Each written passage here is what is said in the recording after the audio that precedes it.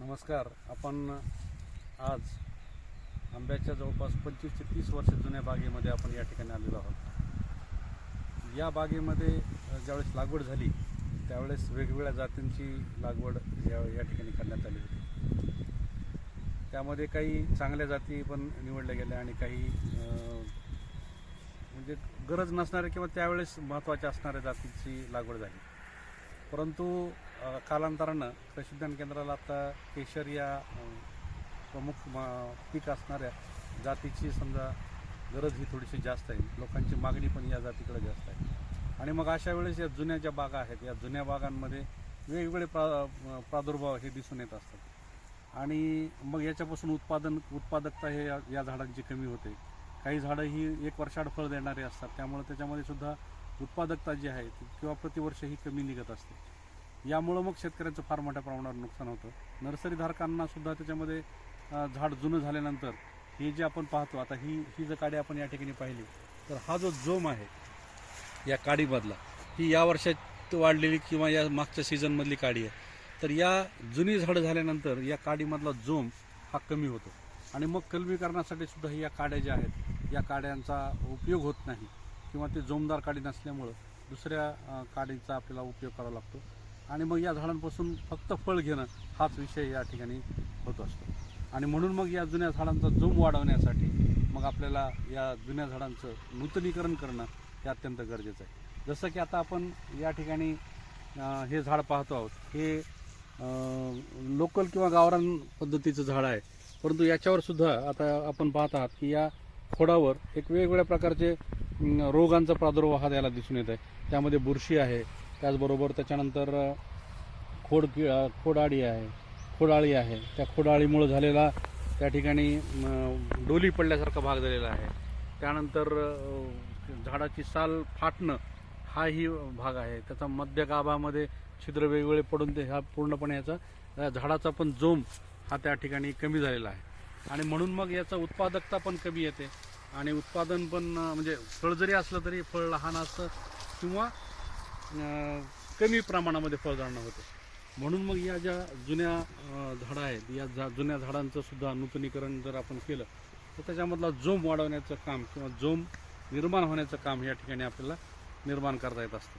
आता ही जी सगळी झाडं आहेत ही सगळी वेगवेगळ्या जातींची आहेत. म्हणजे आता आपण हे जर झाड पाहिलात तर हे जवळपास 28 ते 30 वर्षाचं जुनं झाड आहे.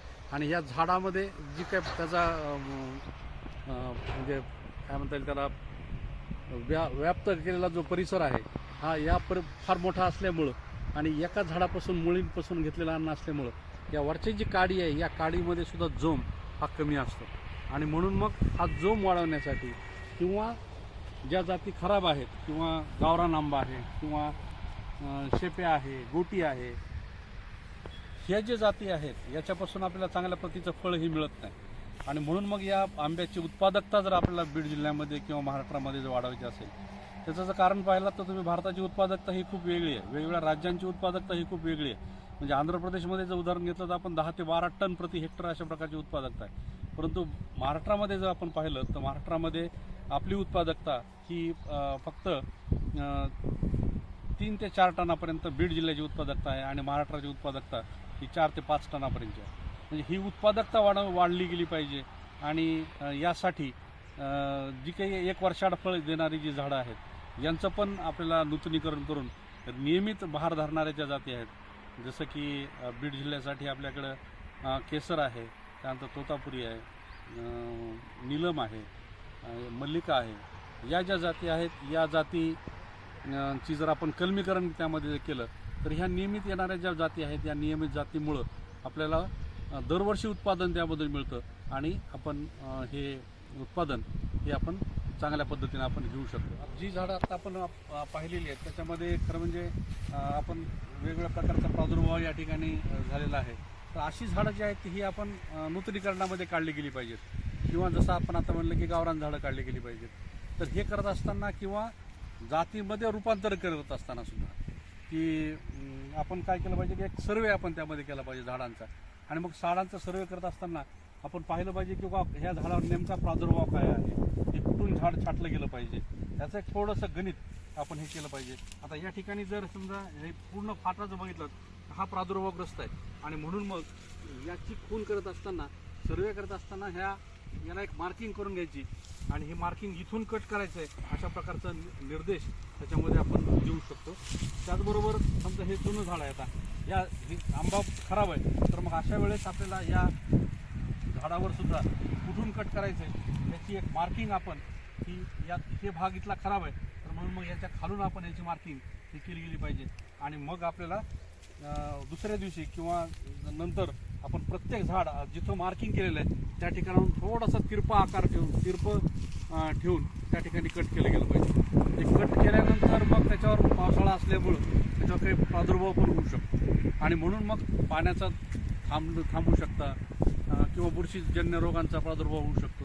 यासाठी आपल्याला कुठलंही तेल असेल किंवा गोड तेल असेल, कोणत्याही प्रकारचं एक जे पाणी धरणार नाही अशा प्रकारचं तेल असेल किंवा मेण असेल, हे मेण आपण किंवा तेल त्याच्यामध्ये आपण बुरशीनाशक जर मिसळून घेतलं आणि ह्या कट केलेल्या भागावर त्याच्यावर आपल्याला ते लेप द्यायचं आहे. जसं आपण काल मार्किंग करून घेतली आणि त्याच्यानंतर मग आपण चेन सॉच्या माध्यमातून आपण या झाडांची आपण छाटणी करून घेतली. जिथं आपण मार्किंग केली होती त्या ठिकाणी हा भाग आता आपण पूर्णपणे असा कट करून घेतलेला आहे. हा तिरपा भागामध्ये कट केलेला आहे. परंतु या ठिकाणी आपल्याला पाहत असाल की हे जे भाग दिसतोय आपल्याला, या ठिकाणी खोड आळी खात आलेली आहे आणि या ठिकाणाहून मध्ये तिनं छिद्र केलेलं आहे. तर हे जे छिद्र आहेत किंवा हे जे भाग आहेत हे छिद्र आपल्याला तारेच्या साह्यानं हे थोडेसे मोकळे करून घ्यायचे आहेत आणि याच्यामध्ये धुरीजन्य रसायनांचा अंतर्भाव करून पाण्यामध्ये मिसळून ह्याच्यामध्ये सोडायचं पिचकारीच्या माध्यमातून आणि मग याच्यावर आपल्याला बंद करून घ्यायचे, लेप द्यायचा आहे, जेणेकरून या खोडामध्ये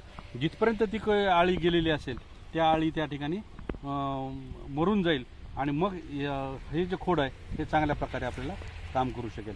अशा पद्धतीने आपल्याला हे जे पाहता आपण हे जे झाड आहे हे झाड आपण या ठिकाणी कट केलेलं आहे. आता आपण हे जे खोड पाहत आहोत हे एकदम चांगल्या पद्धतीचं खोड आहे. याच्यावर कुठल्याही प्रकारचा प्रादुर्भाव किंवा कुठल्याही खोडाळीचा ह्याच्यावर प्रादुर्भाव नाही. तर अशी झाडं जी आहेत, अशी जी खोडं आहेत, याला कुठल्याही प्रकारची ट्रीटमेंटची गरज नाही. मातृवृक्षाची झाडं आहेत, तर ही काडीसुद्धा त्याला जोम चांगला मिळावा म्हणून या झाडांची आपण छाटणी या ठिकाणी करून घेतलेली आहे. आता याच्यावर आपल्याला पुढील काळामध्ये म्हणजे आपण आता ही छाटणी आपण जूनमध्ये घेतलेली आहे, जवळपास 2 महिन्याच्या नंतर या ठिकाणी आता याच्यामधून फुटवा निघून येईल आणि या फुटव्यावर आपल्याला जे काय आपल्याला आवश्यक आहे त्या पद्धतीचं जी जात आहे या मातृवृक्षाच्या काड्या आपण या झाडांवर परत पुन्हा जोडणार आहोत आणि मग त्यातून आपल्याला या झाडाचं नूतनीकरण हे करायचं आहे. आंब्याची नूतनीकरणासाठी छाटणी केल्यानंतर जवळपास 1.5 ते 2.5 महिन्यामध्ये ही या प्रकारची वाढ ही आपल्याला आंब्याच्या नूतनीकरण केलेल्या झाडांमध्ये ही दिसून येते. या ठिकाणी पाहायला आपण की खूप दाटीने असे या ठिकाणी हे फुटवे हे निघालेले असतात आणि मग या फुटव्यांवरून आपल्याला काही फक्त कलमा ह्याच्यावर करायच्यात. तर ह्याच्यामध्ये आपल्याला जवळपास 4 ते 5 फुटवे मुख्य खोड आपल्याला दिसत आहेत. या खोडांवर सुद्धा प्रत्येक खोडावर म्हणजे हा एक भाग आहे, हा एक भाग आहे, हा एक भाग आहे, हा एक भाग आहे आणि हा एक भाग आहे. तर ह्या 5 भागांपैकी प्रत्येक भागावर आपल्याला 5 ते 6 कलम आपल्याला या ठिकाणी हे करायचे, जेणेकरून या ठिकाणी फक्त 5च फांद्यापैकी एखादी जरी फेल झाली तरी सुद्धा 4 फांद्या ह्या मिनिमम आपल्याला या फांदीवर मिळतील आणि त्या झाडाचा जो आकार आहे हा एक चांगल्या प्रकारचा आकार त्या ठिकाणी येऊ शकतो. हे जे झाडावर आपण 4 फांद्या आपण पाहत आहोत हे या ठिकाणी आता ह्या फांद्या तशाच आहेत, परंतु ज्या ठिकाणी विरळणी केलेली आहे ती विरळणी मात्र आपण या ठिकाणी पाहता की या खोडावर आपल्याला फक्त 4 दिशेला 4 वाढणाऱ्या फांद्या आपण या ठिकाणी ठेवलेल्या आहेत. या ठिकाणी 3 ठेवल्या आहेत. तर त्या प्रत्येक खोडावर आपण 3-4 फांद्या ज्या की वेगवेगळ्या दिशेला वाढू शकतील अशा पद्धतीनं ह्याची रचना आपण ठेवलेली आहे. आता आपण पाहिलं की या 4 फांद्यांवर आपल्याला कलम करायचं आहे. तर हे करत असताना आपण प्रामुख्यानं शेंडा कलम या पद्धतीनं आपण या ठिकाणी कलम करतो आहोत, याचं नूतनीकरण करतो आहोत. तर यासाठी ही काडी या ठिकाणी आपण केसर या जातीची काडी आपण निवडलेली आहे. ही काडीची निवड करत असताना ही पूर्णपणे गोलाकार असावी आणि मागच्या सीझनमधली किंवा मागच्या 3 ते 4 महिन्यामध्ये वाढलेली ही काडी किंवा फुटलेली काडी ही असावी. या ठिकाणचे जे डोळे आहेत हे थोडेसे डोळे फुगलेले असावेत, जेणेकरून आपल्याला ही काडी लवकर फुटून ही त्याच्यामध्ये निघू शकेल. आपण आता प्रत्यक्ष कलम करतानाची आपण प्रक्रिया ही या ठिकाणी आपण पाहणार आहोत. या काडीवर आता आपण हे कलम काढणार आहोत. तर त्यासाठी आपल्याला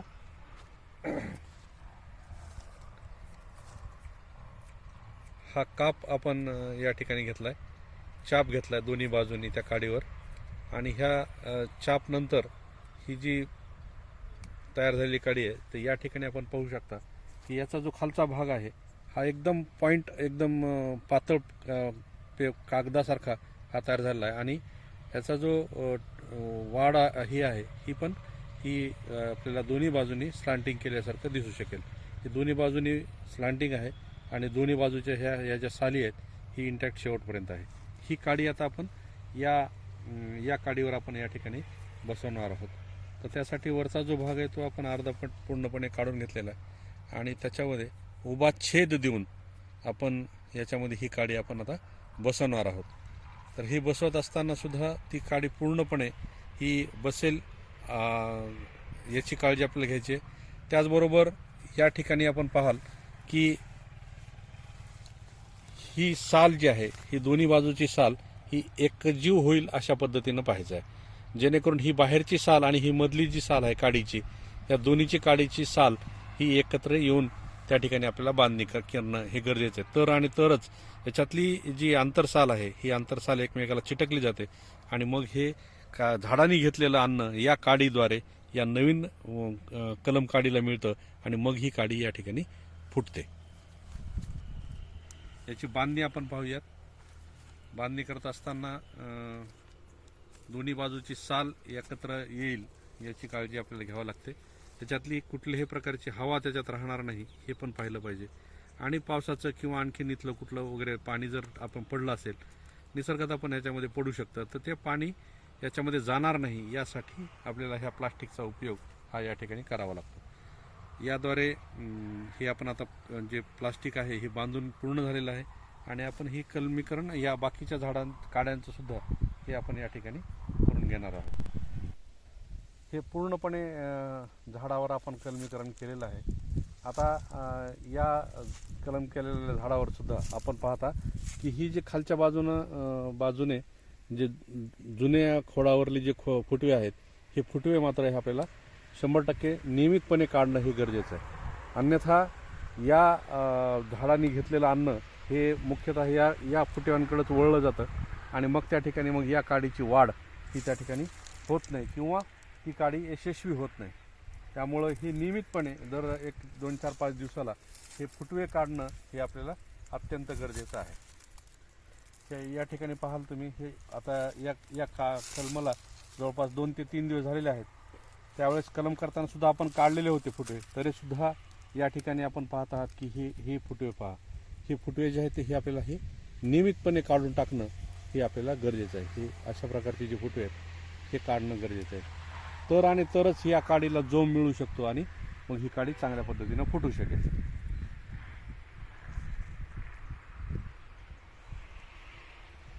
या पद्धतीने या ठिकाणी आता जवळपास 4 ते 5 झाडांना आपण पूर्णपणे कलमीकरण केलेलं आहे. ह्याला 3 दिवस झालेले आहेत. तर काही काम हे आज आपल्याला चालू असलेलं दिसत आहे.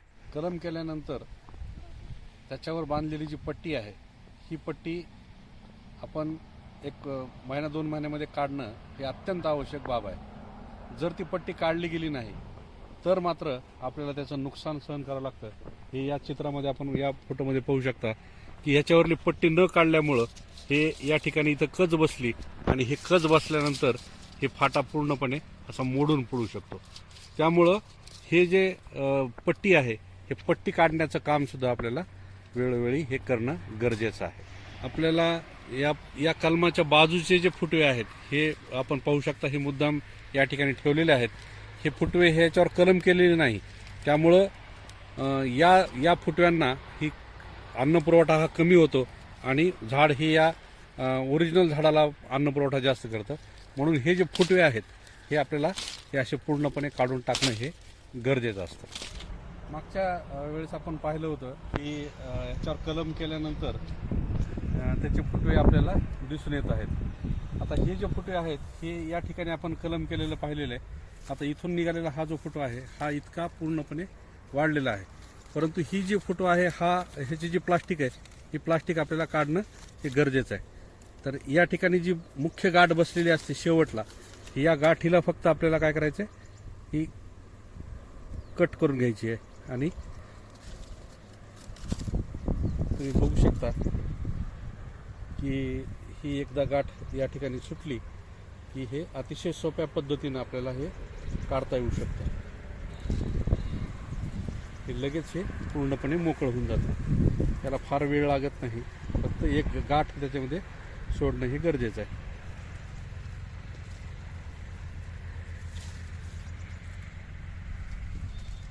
जर ही गाठ म्हणजे पट्टी काढण्यासाठी जर फार वेळ लागला तर मात्र आपल्याला या ठिकाणी नुकसान होऊ शकतं. या ठिकाणी तुम्ही नॉच बघू शकता. त्याचबरोबर याच्यावर सुद्धा पहा, ही जर आपल्याला काढायला वेळ लागला तर या ठिकाणी अशा नॉच बसतात आणि मग त्या ठिकाणी इथून हा वरला जो शेंडा आहे हा शेंडा ह्या इथून तुटण्याची शक्यता असते. त्यामुळं हे अगोदरच ही अशी खाच बसण्याच्या पूर्वी हे आपल्याला या पट्ट्या हे काढून घेणं गरजेचं आहे. मागच्या सीझनमध्ये आपण ह्याच्यावर कलम केलं होतं आणि ह्याची ग्रोथ जी आहे ती आता या ठिकाणी आपण कलम केलेलं आहे. याच्यावर आपल्याला हा नॉच पण मागच्या वेळेस दिसतोय, या ठिकाणी नॉच दिसतोय. आणि हे वाढ जी आहे ही जवळपास आता 1 ते 1.5 फुटापर्यंतची वाढ ही आपल्याला या कलम केलेल्या फांदीवर आपल्याला ही दिसून येते. आता आज या प्रकारे प्रत्येक फांद्यावर म्हणजे या खोडाच्या या भागावर आपल्याला फक्त 3 ते 4 फुटवे ठेवायचे आहेत. याच्यावर 2 ते 3 फुटवे ठेवले आहेत आपण. पलीकडल्या ह्याच्यावर 4 ते 5 फुटवे आपण या ठिकाणी ठेवलेले आहेत. असं या खोडावर आपण जास्तीत जास्त 8 ते 10 फुटवे आपण हे या ठिकाणी ठेवणार आहोत, जेणेकरून झाडावर एक संतुलन निर्माण होईल. ही एक गोष्ट आपल्याला फाटे कलम करत असताना, आपल्याला नूतनीकरण करत असताना आपल्याला हे पाहणं गरजेचं असतं.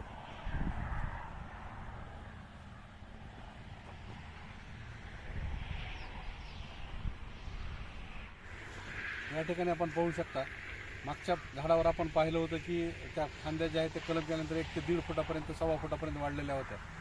आता या झाडावर मात्र आपल्याला पाहायला मिळेल की या काड्यांमध्ये ही जी कलम केलेली ज्याच्यावर कलम केलं हा भाग बघा, आपल्याला चांगल्या पायाच्या अंगठ्यासारख्यापेक्षाही मोठ्या फांद्या या ठिकाणी झालेल्या आहेत. आणि ह्याची वाढ ही जवळपास 2 ते 3 फुटापर्यंत 2.5 फुटापर्यंत ह्याची वाढ झालेली आहे. अशाच पद्धतीने हे झाड पूर्णपणे गोल डेरेदार बनतं आणि बनलेलं झाड हे आपल्याला फळधारणाही खालच्या लेवलला देतं. त्याचबरोबर आपल्याला जी काडी निघणार आहे ती काडीसुद्धा आपल्याला या ठिकाणी आपल्याला चांगल्या पद्धतीची आणि जोमदार काडी आपल्याला या ठिकाणी मिळते. आपण पाहू शकता हे 20 ते 25 वर्षापूर्वीचं झाड आहे. याच्यावर आपण 2 वर्षापूर्वी याच्यावर कलम करून आपण याला उन्नत जातीमध्ये रूपांतरित केलेलं आहे. आणि याची वाढ जी आहे ही वाढ आता 8 ते 10 फुटापर्यंत दिसून येते. याचं मुख्य कारण म्हणजे या झाडाची जी मूळ संस्था आहे ही मूळ संस्था ही जुनी असल्यामुळं त्याच्यामध्ये अन्न पाणी घेण्याची क्षमता ही अधिक येते आणि मग हे झाड हे आपल्याला जास्तीत जास्त उत्पादन देण्यासाठी हे तयार होतं. या पद्धतीनं जर आपण आपली जुनी झाडं किंवा देशी गावरान आंबे, खराब आंबे, प्रतीचे आंबे जर आपण याप्रमाणे जर नूतनीकरण केलं तर आपण बीड जिल्ह्याचं आणि महाराष्ट्राचं उत्पादन आणि उत्पादकता ही दरवर्षी येणाऱ्या जातीमध्ये रूपांतरित करून आपण आपली उत्पादकता ही निश्चितपणे वाढवू शकतो. मला असं आवाहन करायचं शेतकऱ्यांना की या नूतनीकरणाचा अवश्य लाभ या शेतकऱ्यांनी घ्यावा.